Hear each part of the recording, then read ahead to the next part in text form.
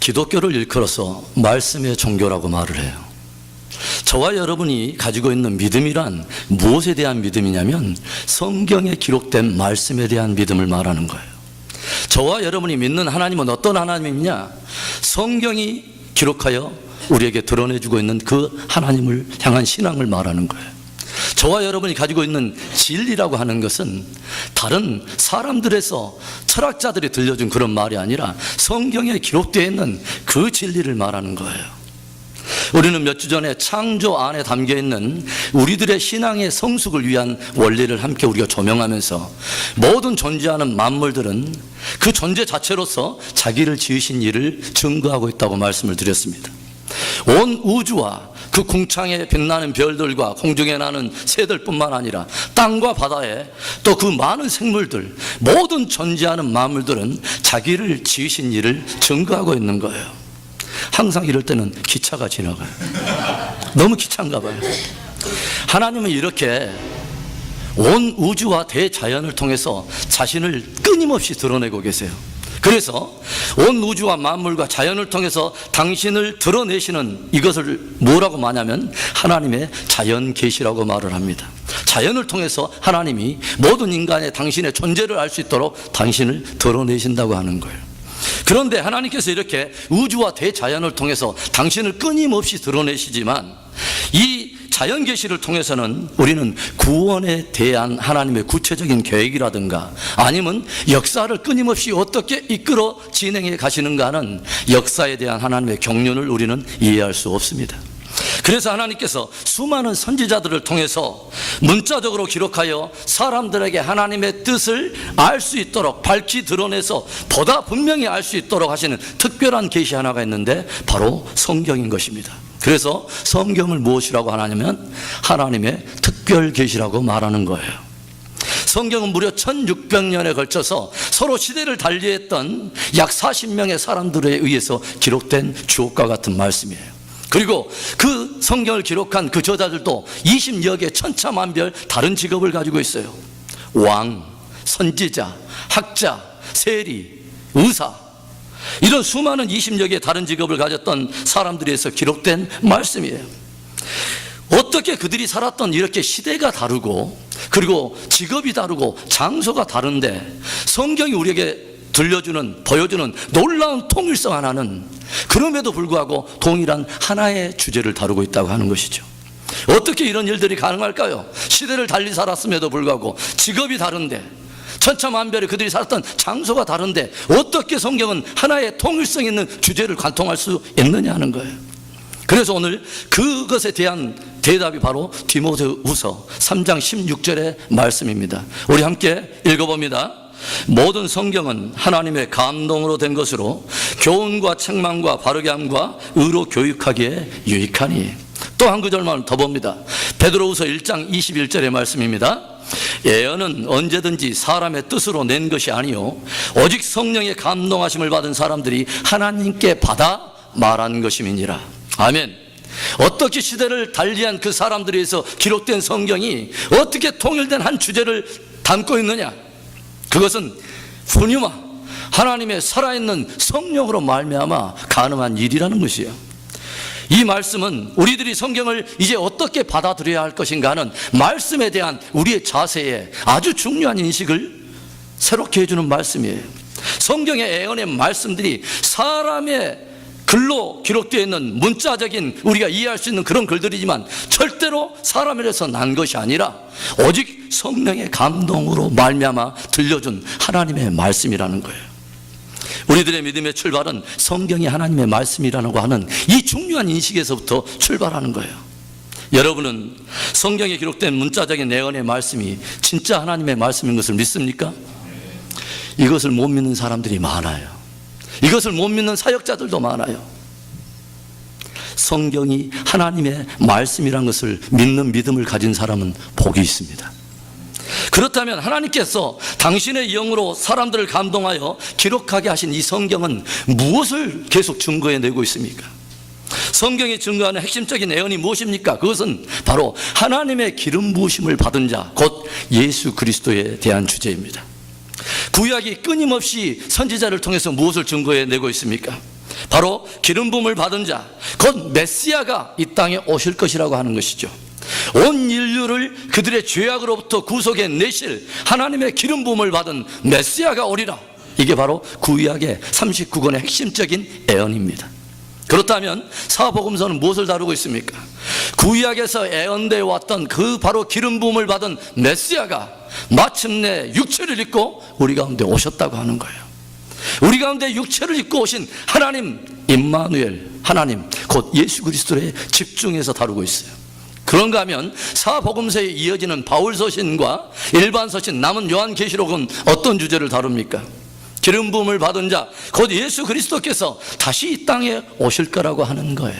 그러면 하나님께서는 왜 모든 1600년이라고 하는 이 서로 다른 시대를 살았던 선지자들을 동원하고 직업이 천차만별인 수많은 사람들에게 성령의 감동을 주셔서 왜 예수 그리스도 곧 메시아 기름 부음을 받은 자에 대해서 통일적인 주제를 계속해서 여러 부분 여러 모양으로 증거해 드러내고 계시느냐 하는 거예요. 그것은 우리로 믿어 멸망치 않고 영생을 얻게 하려고 하는 하나님의 사랑의 선물인 것입니다. 그래서 신구약 전체를 압축해서 요약하고 있는 엑기스와 같은 한 구절의 말씀이 무엇입니까? 요한복음 3장 16절. 우리가 너무도 달아질 정도로 외워있는 그 말씀 말입니다. 저와 여러분들이 이 말씀을 조용히 정말 오래 묵상한다면 눈물 없이 읽을 수 없는 구절이 요한복음 3장 16절이에요. 하나님이 도대체 우리라고 하는 존재가 그분께 어떠한 무게이기에 주님께서 당신이 하나밖에 없는 사랑하는 아들을 이 땅에 내주시냐 이거예요. 그분은 또 왜 하나님께서 보내신다고 아버지의 그 말씀을 따라서 기꺼이 이 땅에 오시느냐 이거예요. 이해할 수 없는 사랑, 죄인을 향한, 의인이 아니라 죄인을 향한 하나님의 이해할 수 없는 그 사랑인 것입니다. 성경의 위대한 가치에 대해서 아브라함 링컨이 무엇이라고 말을 합니까? 나는 성경을 하나님께서 인간에게 주신 최고의 선물이라고 나는 믿는다. 구세주의 모든 선한 것은 이 책을 통하여 우리에게 정확히 전달된다라는 말을 합니다. 그런가 하면 아이작 뉴턴은 성경에는 세상의 그 어떤 것에도 없는 확실한 진리가 담겨 있다고 증거하고 있어요. 그런가 하면 백화점 왕이자 정확한 투자의 달인으로 우리에게 알려져 있는 존 워너 메이커는 내 인생에 있어서 가장 정확하고 위대한 투자가 하나 있었다면 내 어린 나이에 1불 50센트를 주고 하나님의 말씀인 성경을 구입한 것이라고 고백하고 있습니다.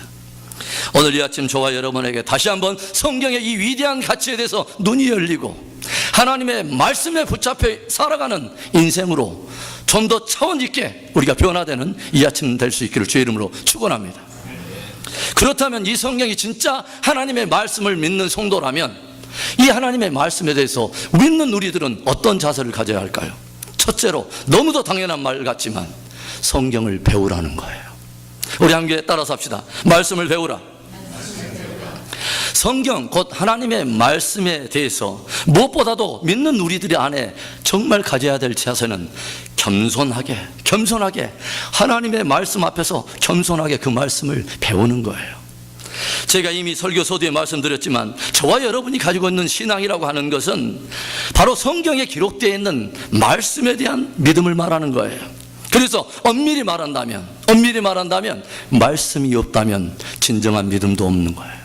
성경에 기록된 말씀이 없다면 우리는 어떻게 보면 그 믿음의 방향이 잘못되고 있는 것일 수도 있어요. 그래서 로마서 10장 17절에 무엇을 말합니까? 그러므로 믿음은 들음에서 나며 들음은 그리스도의 말씀으로 말미암았느니라. 믿음은 들음에서 납니다. 그래서 믿는 우리는 늘 성경을 읽고 말씀을 듣고 배워야 하는 것이에요. 흔히들 가끔 우리가 겸손한 마음으로 그것을 고백합니다마는 저는 믿음이 부족해요. 나는 믿음이 연약해요. 더 좋은 믿음 갖고 싶어요. 이런 말도 우리가 고백하지 않습니까? 믿음이 부족하다는 말은요, 사실 어떤 의미에서는 나는 믿음의 내용을, 그 믿음의 내용이 부족하다는 말과 비슷한 말이에요. 내가 믿어야 될 말씀이 내 안에 풍성하지 않기에 내가 믿어야 될 내용이 내 안에 부족해요 라고 고백하는 것과 어떻게 보면 의미가 같은 고백일 수도 있어요. 믿음의 내용이라고 할 수 있는 말씀이 우리 안에 빈약할 때 어떤 현상이 일어납니까? 어떤 일을 결정할 때 그 말씀으로 결정해야 될 그 부분에 내 이성을 따라가는 거죠. 빈약한 그 말씀 때문에 뭐예요? 자기 감정을 따라가게 되고, 말씀이 빈약할 때에 우리는 세상의 교훈과 풍조를 따라서 그것으로 결정하고 그렇게 살아갈 수밖에 없게 되는 거예요. 여러분, 조용히 한번 생각해 보세요. 오늘날 우리 주변에 일어나고 있는 많은 사회 문제와 신앙계, 또 이렇게 기독교 교계에서 일어나고 있는 많은 문제들의 근본적인 원인이 무엇인지를 조용히 한번 간파해 보십시오. 그것은 말씀에 대한 부재라든가, 아니면 말씀에 대한 오해, 아니면 말씀에 대한 잘못된 자세에서 비롯된 경우가 허다한 문제들이에요. 바르게 배우지 못해서, 또 바르게 배우지 않아서 일어나는 경우가 대부분이에요. 예를 한번 들어볼까요? 착하면 구원을 받는다. 여러분, 이 말씀이 맞는 말입니까? 착한 일을 행하면 구원을 받는다. 대단히 이성적인 것 같은데 좋은 믿음, 올바른 믿음은 아니에요. 제가 말했듯이 왜 좋은 믿음이 아니라 올바른 믿음이 아니냐? 저와 여러분이 가지고 있는 믿음은 성경이 말하는 말씀에 대한 믿음이라고 말했어요. 착하면 구원을 받는다라는 말이 성경에 없어요. 이성적으로 볼 때 그럴싸해 보지만 그 믿음으로는 구원을 받을 수가 없습니다. 잘못된 지식은 잘못된 결과를 만들어내는 거예요. 우리들의 믿음은 철저하게 성경에 뿌리박은 그 말씀에 기초한 믿음이어야 할 줄로 믿습니다. 바울이 그의 2차 선교 여행 가운데 아시아의 루스드라라고 하는 한 지역을 통과해서 거기에서 복음을 전할 때 한 총명한 믿음의 청년을 만났습니다. 그의 이름이 바로 디모데예요. 그런데 바울이 그와 함께 믿음의 교제를 하면서 금방 그의 영적인 영안으로 간파해냅니다. 디모데의 탄탄한 믿음을 간파해내고 즉시 무엇을 하냐면 디모데에게 남은 그의 평생의 복음의 여정에 함께 동행할 것을 권면하고, 이에 헌신함으로 디모데는 평생을 바울 곁에서 함께 주옥과 같은 하나님의 나라의 복음을 증거하는 귀한 사역자의 길을 걷게 됩니다. 그러면 여러분, 디모데는 어떻게 그 시골에서 어떻게 그 주옥과 같은 탄탄한 믿음의 기초를 구축할 수 있었다고 생각하십니까? 그 이유를 15절의 말씀이 대답을 해줍니다. 또 어려서부터 성경을 알았나니 성경은 능히 너로 하여금 그리스도 예수 안에 있는 믿음으로 말미암아 구원에 이르는 지혜가 있게 하느니라. 디모데에게 좋은 믿음, 탄탄한 믿음의 기초가 세울 수 있었던 그 근본적인 근간의 이유가 뭐냐? 어려서부터 성경을 알았다는 거예요. 성경을 가까이 하고 성경을 배우고 이 성경과 함께 동행하는 삶을 살았다는 거예요. 그랬더니 성경이 읽는 디모데로 하여금 그 안에 역사에서 그리스도 예수 안에 있는 믿음을 그 안에서 자라게 하더니 그 믿음이 구원에 이르는 지혜로 이끌어 가더라고 하는 거예요. 왜 우리가 하나님의 말씀을 배워야 합니까? 왜 우리가 성경을 가까이 해야 합니까? 우리를 구원해 주도록, 구원에 이르게 하는 지혜는 오직 성경 외에는 줄 수가 없기 때문입니다. 베드로전서 1장 23절의 말씀을 우리 함께 읽습니다.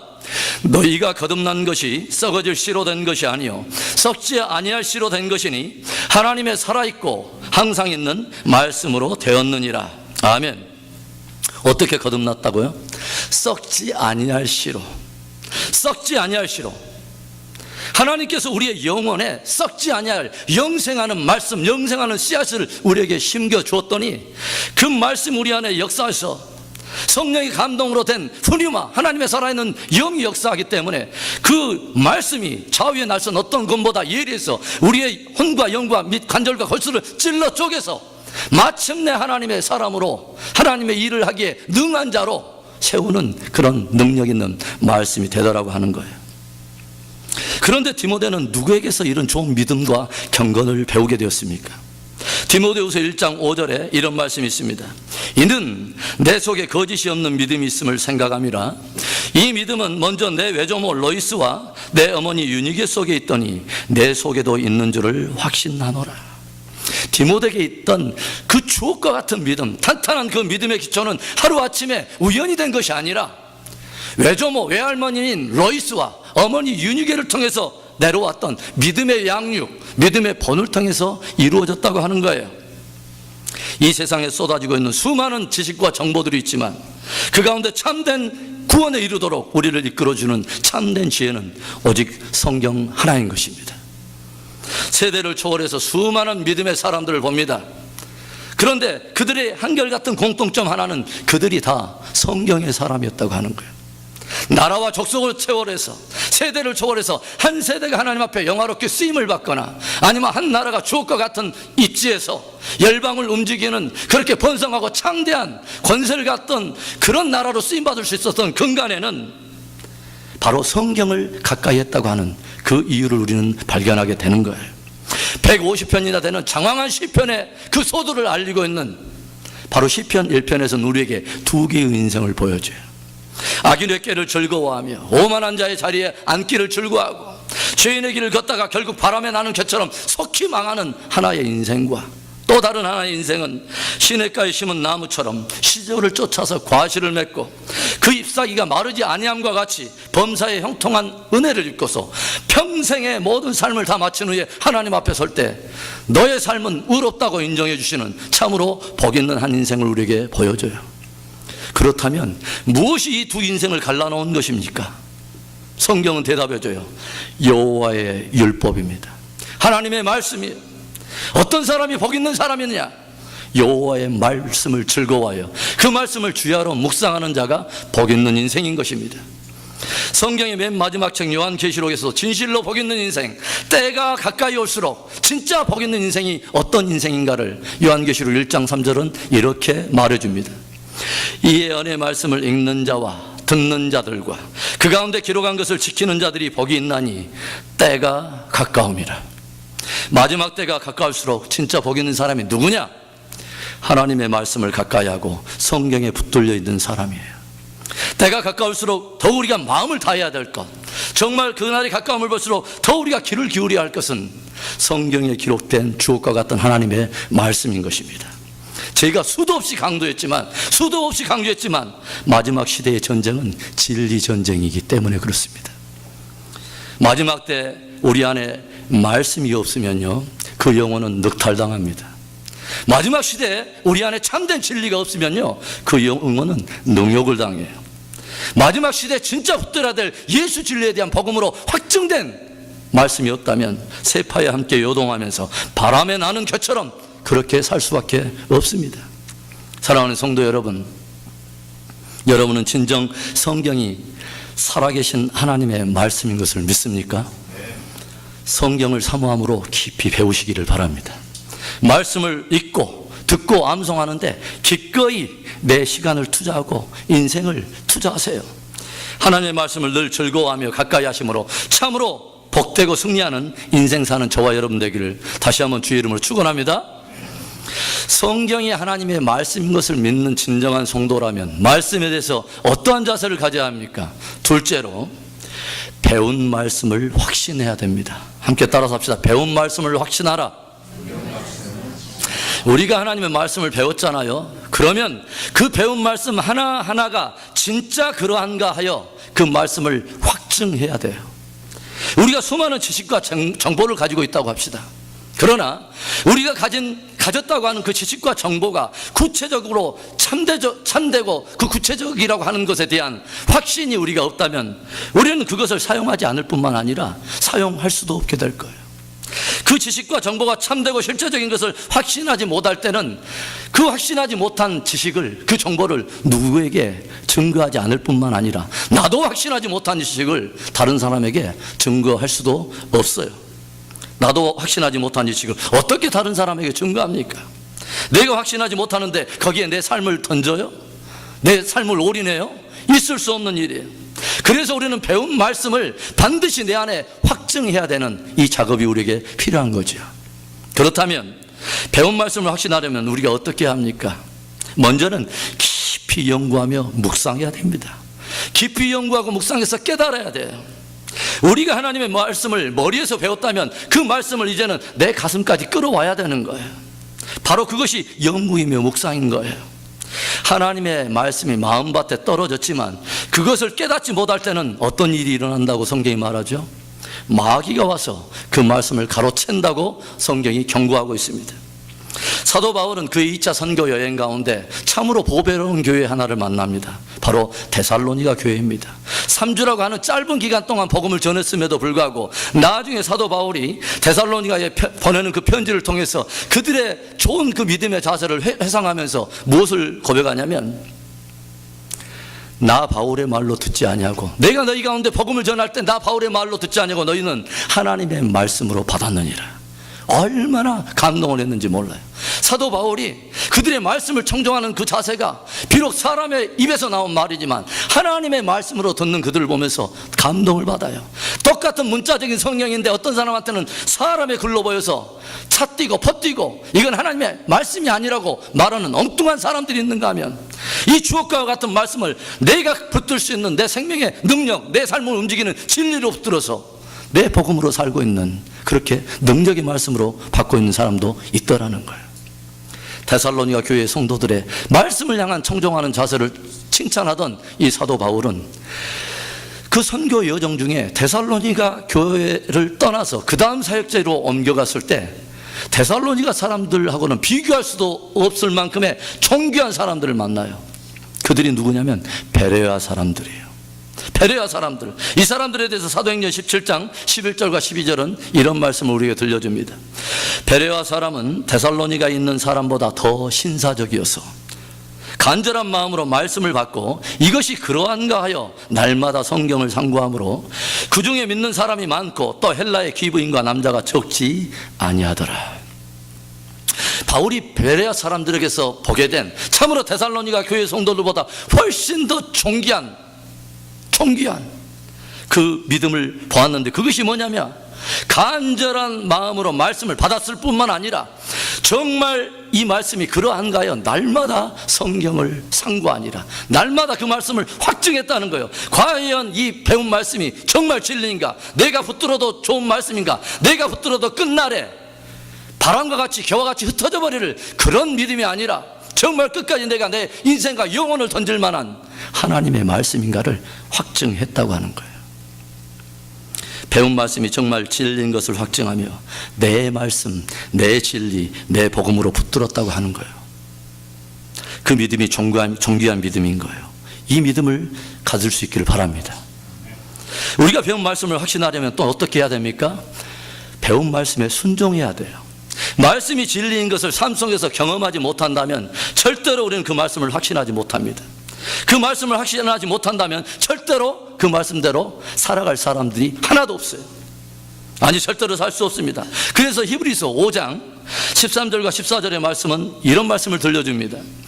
대저 젖을 먹는 자마다 어린아이니 의의 말씀을 경험하지 못한 자요, 단단한 식물은 장성한 자의 것이니 저희는 지각을 사용함으로 연단을 받아 선악을 분별하는 자들이니라. 어린아이의 신앙은 어떤 신앙이냐? 의의 말씀을 경험하지 못했다는 거예요. 말씀을 배웠지만 한 번도 그 말씀에 순종하지 못하고 이 말씀을 의의 말씀으로 경험하지를 못했다는 거예요. 어린아이들은 늘 젖을 먹어요. 단단한 고기를 먹지를 못해요. 순종을 통해서 정말 하나님의 말씀이 진리인 것을 경험할수록 우리에게 어떤 일이 벌어지겠어요? 아, 내가 순종했더니 하나님의 이 말씀이 정말 진리더라, 그 약속이 정말 실제더라 하는 것을 우리가 경험하게 된다면 우리에게는 어떤 일이 벌어질까요? 모든 다른 말씀에 대해서 우리는 끊임없이 또 순종으로 나아가고 끊임없이 순종함으로 인해서 그 말씀이 마침내 진리인 것을 우리는 확증하게 되는 거예요. 그래서 더 견고한 믿음으로 나아가게 되는 거예요. 제가 아주 어려운 질문 하나를 드리겠어요. 지금까지 이러한 문제를 맞추신 분이 26,000명이었는데 맞춰보세요. 누가 고기 맛을 잘 알까요? 누가 고기 맛을 잘 합니까? 먹어본 사람이. 우리 정균 집사님 상당히 인격적인, 어떤 데 가서 물어보니까 먹어본 놈이 이러는데, 먹어본 사람이 고기 맛을 잘 알아요. 그러면 여러분, 누가 기도 맛을 잘 알까요? 응답 받아본 사람이 기도 맛을 아는 것입니다. 응답 받아본 사람이 기도 맛을 아는 거예요. 우리가 조지 뮬러를 소개할 때 뭐라고 말해요? 평생의 기도에 5만 번을 응답받은 사람이라고 우리는 소개를 하고 그렇게 알고 있습니다. 조용히 생각합시다. 그렇다면 조지 뮬러는 왜 5만 번이나 기도했을까요? 내가 확증하지 못한 일에 자신의 삶을 던질 사람은 없어요. 한번 기도에 대한 약속의 말씀을 붙들고 순종해서 기도했더니 하나님께서 그 말씀대로 나에게 응답하더라 하는 것을 확증한 거예요. 그랬더니 모든 다른 사람들도 사역자 아닙니까? 조지 뮬러도. 그런데 그 수많은 수천 명의 고아들을 먹이는 사역자, 매우 분주한 사람이 일마다 시마다 모든 문제들만 만나기만 하면 모든 것을 다 제쳐놓고 무엇을 합니까? 기도해요. 왜? 응답의 맛을 알기 때문이죠. 여러분, 사랑하는 사람들끼리도요, 관계 안에서도 권태라고 하는 것이 꼭 시간의 흐름 때문에 생기는 것은 아니에요. 꼭 시간의 흐름 때문에 권태기가 오는 것은 아니에요. 만일 오랜 시간이 흘렀지만 그 두 사람의 관계 안에서 끊임없이 새로운 변화가 일어나고 새로운 경험이 일어난다면 절대로 권태를 느낄 사람이 없어요.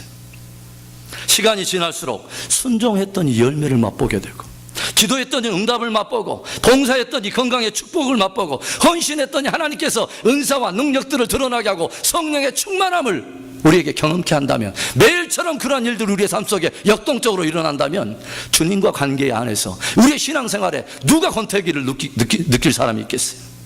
사랑하는 성도 여러분, 여러분은 진정 성경이 살아계신 하나님의 말씀인 것을 믿습니까?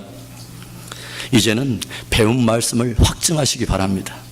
배운 말씀을 깊이 묵상함으로 확증하고 깊이 순종함으로 확증해서 참으로 배운 그 말씀이 나에게 진리가 되고 내 삶을 움직이는 내 복음이 될 수 있기를 바라요. 나를 움직일 수 없는 복음이라면 복음이 아닙니다. 나를 움직일 수 없는 진리라면 그것은 진리가 아니에요. 배운 말씀은 내 안에서 확증되어야 나를 움직이고 나를 이끌어가는 능력이 될 줄로 믿습니다. 성경이 하나님의 말씀인 것을 진정 믿는 저와 여러분이라면 말씀에 대한 자세가 어떻게 해야 됩니까? 마지막 셋째로, 확신한 말씀에 거해야 됩니다. 따라합시다. 확신한 말씀에 거하라. 배우고 확신했다면 이제는 그 확신한 말씀에 거하라는 것이죠. 그런데 오늘 이 성경에 영어 원문에 보면 거한다고 하는 단어를 continue라고 하는 단어를 썼어요. 계속한다는 것이죠. 즉 배우고 확신해온 그 일들을 계속하라는 거예요. 성경에 대한 배움과 묵상과 순종의 연속적인 과정을 우리의 삶 속에 도전하는 거예요. 성경에 대한 배움과 묵상과 순종이 너의 삶이 되게 해서 매일처럼 끊임없이 그 성경의 약속들이 너 안에 경험되어지고 그 말씀이 진리가 되고 능력이 되도록 그러한 삶을 살라는 것이죠. 왜 우리가 말씀에 창념해야 돼요? 왜 우리가 배우고 확신하는 일 가운데 계속적으로 거해야 됩니까? 그 일을 멈추면 의외로 우리는 쉽게 우리의 생각이 부패해지고 우리도 모르게 방탕한 삶을 살게 되기 때문에 그렇습니다. 왜 우리가 이러한 경건 가운데 계속 거해야 합니까? 우리 시대가 너무 악하기 때문에 그래요. 왜 우리가 계속해서 말씀에 창념해야 됩니까? 거짓된 미혹과 비진리의 유혹이 너무 거세기 때문에 그래요. 사도 바울은 마지막 시대는 사람마다 귀가 가려워서 자기의 길을 가려워줄 그러한 스승들을 쫓아다닌다고 그랬어요. 미혹된 한번 그런 영에 사로잡히면 그런 메시지만 찾아다니는 거예요. 성경의 균형 있는 하나님의 뜻과 경륜이 무엇을 말하는 것을 보지 못하고 내 귀를 가려줄 그런 말들 쫓아다니다가 바람에 나는 겨처럼 요동하고 쇠파에 흔들리게 되는 거예요. 오늘 13절에도 무엇을 말합니까? 악한 사람들과 속이는 자들은 더욱 악하여져서 속이기도 하고 속기도 하나니, 이런 말씀을 들려주죠. 오늘의 현대사회 분위기를 그대로 표현해 준 그런 표현이라고 저는 생각해요. 악한 세대, 속이는 세대. 내가 배운 말씀, 내가 확증한 말씀 가운데 계속적으로 거하지 않는다면 우리 스스로도 악하여지고 속기 쉬운 시대에 우리는 살고 있어요. 말씀에 창념하지 않으면 세상의 유혹과 비진리의 거센 유혹들이 우리가 바라보고 있는 신앙의 푯대를 흔들어 놓고 초점을 흔들어 놓을 수 있는 그러한 시대에 우리는 살고 있습니다. 오늘 사도 바울이 디모데에게 띄운 이 두 번째 편지 디모데후서는 사도 바울이 믿음의 경주를 다 끝마치고 노년에 마지막 죽음을 얼마 두지 않고서 기록한 유언과 같은 편지예요. 믿음의 아들 디모데에게 해야 될 말, 들려줄 말, 많은 들려줄 말들이 있었겠지만 사도 바울은 한 가지 핵심적인 것에 초점을 맞추고 있어요. 네가 어려서부터 그 알았던 그 성경, 네가 어려서부터 그 배웠던 성경의 말씀에 사람이 되라는 거예요. 성경을 더 붙들라, 말씀에 그 진리를 붙들라는 거예요. 영성의 높은 봉우리를 경험했던 사람입니다. 우리가 잘 알다시피 사도 바울은 삼층천을 경험했던 사람이에요. 그렇게 높은 영성을 가지고 있는 사도적 권위를 가지고 있던 사도 바울이지만 사도 바울은 잘 알고 있어요. 무엇을 알고 있느냐? 말씀에서 점점 멀어지기 시작하면 얼마든지 우리도 다시 타락할 수 있고 얼마든지 방탕한 삶으로 돌아갈 수 있다는 것을 잘 알고 있어요. 우리의 내면에 우리의 마음은 이 경건의 뜰락이라고 하는 곳에는 단 하루도 우리가 말씀을 보지 않으면, 이게 3일이 지고 4일이 지나가면 그 안에서 다시 엉겅퀴가 피어나고 가시가 돋치게 되어 있어요. 그렇게 되어 있어요. 오늘날 수많은 주의 종들과 주의 교회와 주의 또 몸된 성도들이 왜 타락해 갑니까? 그것은 이 경건에서 무너져 버리기 때문에, 말씀에 창념하고 자기가 배운 말씀에 확신에 거하고 자기가 그 확증한 말씀에 끊임없이 거하는 이 일에 실패하기 때문에 결국은 타락하게 되는 거예요. 디모데후서를 마무리하는 4장에 보면 인생의 마지막 겨울을 맞이하는 그 바울이 자기에게 디모데를 초청하면서 올 때 꼭 이것을 가져와 달라고 부탁한 것이 있습니다. 디모데후서 4장 13절의 말씀입니다. 내가 올 때 내가 들어와 가보의 집에 둔 겉옷을 가지고 오고, 또 책은 특별히 가죽 종이에 쓴 것을 가져오라. 가죽 두루마리에 기록되어 있는 성경 말씀을 가져오라는 거예요. 사도가 된 이 바울은 자신의 인생을 마무리하면서 하나님의 말씀을 그리워하고 있는 것입니다. 그리스도 예수 안에서 나로 하여금 그리스도 예수 안에서 믿음을 만들어내더니 나로 하여금 구원에 이르는 지혜가 있게 해준 이 말씀, 나로 하여금 끊임없이 교훈과 책망과 바르게 함과 의로 교육해서 이방인의 사도로서 그 일을 감당하도록 나를 든든히 붙들어줬던 말씀, 그리고 하나님의 사람으로 온전케 하며 하나님의 일을 행할 능력을 구비하도록 나를 든든히 무장시켜준 그 말씀을 사도 바울은 그리워하고 있는 거예요. 이 세상에 어떤 책이 성경만큼 사람에게 감동을 주며 사람들을 변화시킨 그런 책이 있습니까? 세상 어떤 책이 성경만큼 역동적인 그 생명을 드러내고 영향력을 미치고 사람을 위대하게 만들었던 그런 책이 어디 있습니까? 오늘도 성령으로 감동된, 성령의 감동으로 감동된 그 기록되어 있는 이 성경은 읽는 사람이 누구든지 간에 그가 세리든 창기든 사형수든 상관없이, 남자든 여자든 왕이든 종이든 상관없이 그가 사모함으로 하나님의 말씀을 붙들기만 하면 그 안에 들어가서 좌우의 날선 어떤 것보다 예리해서 그 영혼을 다 찔러 쪼개서 마침내 하나님의 진리 가운데 행할 수 있도록, 그래서 마침내 구원을 이룰 뿐만 아니라 믿음의 사람으로 남은 반전의 삶을 살 수 있도록 우리를 능히 붙들어 줄 수 있는 하나님의 능력의 말씀인 것입니다.